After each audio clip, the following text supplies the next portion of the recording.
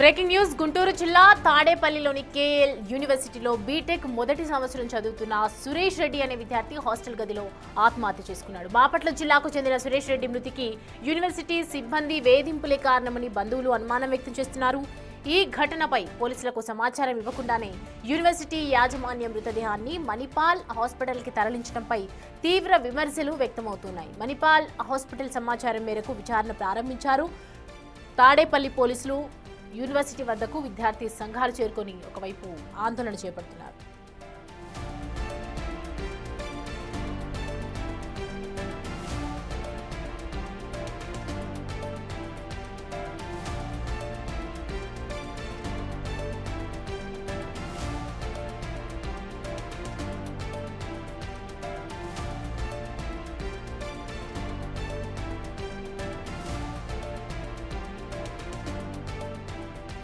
Right, ఈ అంశానికి సంబంధించి పూర్తి డీటెయిల్స్ అందించడానికి మా ప్రతినిధి శివ మనకి అందుబాటులో ఉన్నారు. శివ, ప్రెసెంట్ అక్కడ సిచ్యువేషన్ ఏంటి? తాడేపల్లికి సంబంధించి పూర్తిగా ఆందోళన చేపడుతున్నారన్నట్లుగా తెలుస్తుంది. యూనివర్సిటీ వద్ద విద్యార్థి సంఘాలు ఏమంటున్నాయి? డీటెయిల్స్ చెప్పండి.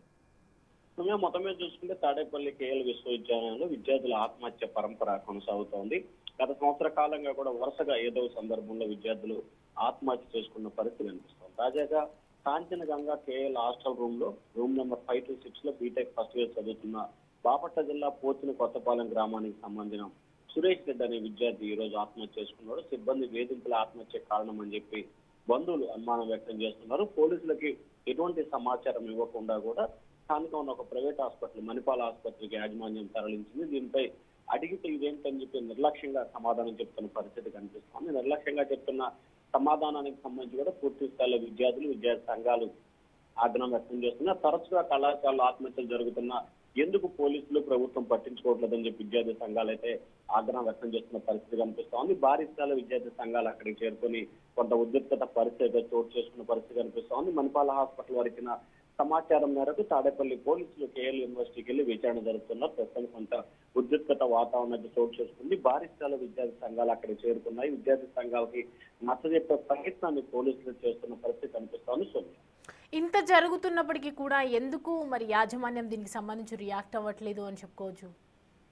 అంటే ప్రధానంగా చూసుకుంటే యాజమాన్యానికి సంబంధించి కూడా కళాశాల యాజమాన్యంలో గత 3-4 సంవత్సరాల కాలంగా చూసుకుంటే తరచు 3 నెలలకోసారో 4 నెలలకోసారో ఎవరో ఒక విద్యార్థి ఆత్మహత్య చేసుకోవటం అక్కడ సర్వసాధారణమైపోయిన పరిస్థితి కనిపిస్తా ఉంది. పోలీసులు ఎన్ని చర్యలు తీసుకున్నా, ప్రభుత్వం ఏ రకంగా చర్యలు విధించినా కానీ రాజకీయ పలుకుబడి, రాజకీయ అండదండలతో కళాశాలపై ఎటువంటి చర్యలు తీసుకుంటున్న దాఖలాలు ఈ మధ్య కాలంలో కనిపించట్లేదు. గత 3-4 సంవత్సరాల కాలంగా దాదాపుగా కేఎల్ విశ్వవిద్యాలయంలో 10-12 మంది విద్యార్థులు ఆత్మహత్య చేసుకున్న పరిస్థితి ఏర్పడిందంటే కళాశాల తీరుపై విమర్శలు గుర్తిస్తున్న పరిస్థితి కనిపిస్తా ఉంది. అక్కడ పరిధులు అలాగే అక్కడ వేధింపులు ఏ స్థాయిలో ఉంటాయి ఇట్లే అర్థం చేసుకునే పరిస్థితి కనిపిస్తా ఉంది. అయితే కేఎల్ విశ్వవిద్యాలయానికి సంబంధించి కూడా పూర్తి స్థాయిలో సమగ్రమైన దర్యాప్తు జరపాలని చెప్పి విద్యార్థి సంఘాలు అయితే డిమాండ్ చేస్తా ఉన్నాయి. సోనియా, అంటే గతంలో ఇప్పటివరకు చాలా మంది ఇక్కడ ఆత్మహత్యలు చేసుకున్నారు అని చెప్తున్నారు కాబట్టి వాళ్ళ తల్లిదండ్రులు ఏం చెప్తున్నారు? వాళ్ళ తల్లిదండ్రుల నుంచి ఎందుకు చేసుకోవాల్సి వచ్చింది అనే దానికి సంబంధించి ఒక ఎంక్వైరీ చేశారా?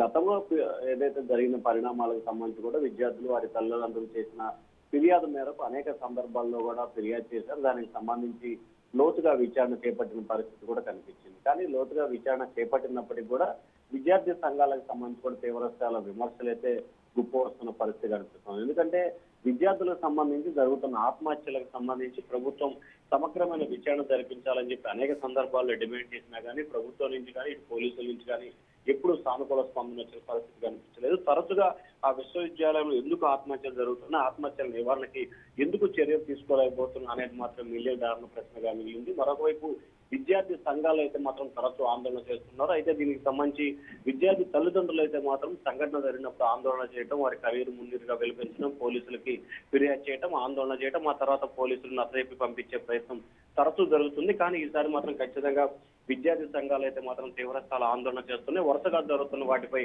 సమగ్రమైన విచారణ చేయాలని చెప్పి విద్యార్థి సంఘాలు డిమాండ్ చేస్తా ఉన్నాయి. Somya, right Shiva, thanks.